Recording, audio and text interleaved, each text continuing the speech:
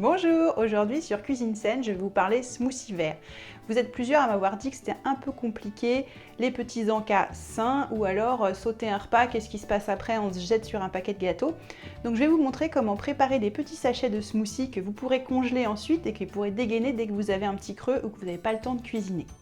Donc pour faire un bon smoothie vert, c'est pas compliqué, il faut déjà du vert. Donc là par exemple, j'ai choisi des épinards, du pourpier, de la mâche.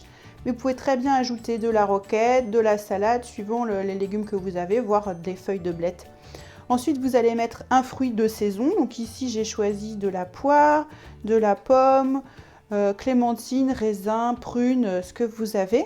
Ensuite, vous pouvez en option ajouter des herbes que vous aimez bien. Donc ici, j'ai choisi de la menthe, de la verveine citronnée, aussi du citron si vous aimez bien le goût, ou du citron vert. Ensuite, vous allez choisir un élément qui va ajouter de l'onctuosité. Donc, dans mon cas, j'ai choisi la mangue, de l'avocat, de la banane, mais aussi les noix de cajou qui ont été trempées apportent beaucoup d'onctuosité.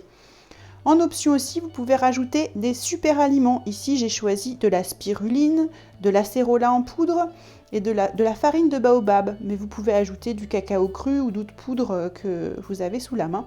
Vous pouvez aussi ajouter des sucres naturels grâce aux fruits secs, ici des pruneaux ou des dattes, mais ça c'est en option également. Donc ensuite, on va tout mettre en sachet.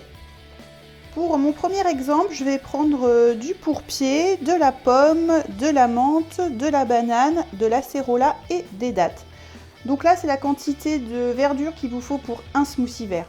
Donc je prends tout le pourpier. Ici, je vais garder la peau de ma pomme parce qu'elle est bio. J'enlève les pépins quand même. Je fais des morceaux pas trop gros parce qu'ensuite, ça passera au blender. N'hésitez pas à mettre des sachets un peu plus gros si vous savez pour essayer de les congeler bien à plat. Moi, j'avais plus que ça pour la démo, donc ils sont légèrement trop petits. Là, je vais ajouter une demi-banane.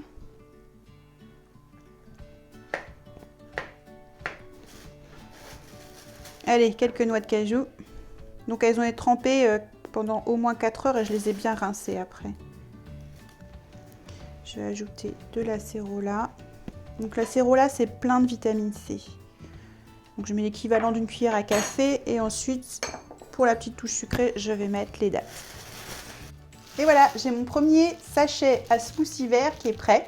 Je vais pouvoir le fermer et bien le congeler à plat. Je vais faire de même pour le reste de mes fruits. Et on revient après. Voilà mes petits sachets de smoothie vert prêts. Je vais les congeler tels quels. Une fois que vous aurez besoin de les utiliser, il y aura plusieurs possibilités. Soit vous avez anticipé que vous allez utiliser un smoothie dans la journée, comme ça vous les mettrez 4 heures au réfrigérateur avant de les utiliser. Si vous n'avez pas le temps, vous pouvez les mettre au blender tels quels, ça vous fera un espèce de milkshake un peu frais. Donc c'est comme vous le voulez. Au moment où vous ferez votre milkshake, on va dire, vous ajouterez de l'eau de coco ou du lait végétal ou encore du jus de fruits selon les goûts. Essayez plutôt de prendre un jus de légumes ou un jus de fruits que vous aimez, que vous aurez fait à l'extracteur de jus frais. Vous pouvez aussi utiliser de l'eau tout simplement ou une infusion, du thé vert, c'est comme vous voulez. Si vous avez peur d'avoir trop le goût du vert, des épinards, vous n'hésitez pas à vous rajouter un petit peu de fruits ou des fruits secs. Comme ça, ça va complètement atténuer le vert et ça vous fera quand même bénéficier des bienfaits de la verdure. Et voilà, maintenant vous savez comment faire des petits encas sains que vous pourrez congeler et garder pour dégainer quand vous en avez besoin. Donc vous retrouverez toutes les recettes en entier sur cuisine-saine.fr et n'oubliez pas de vous abonner à la chaîne, de liker et de partager. À bientôt, à la semaine prochaine!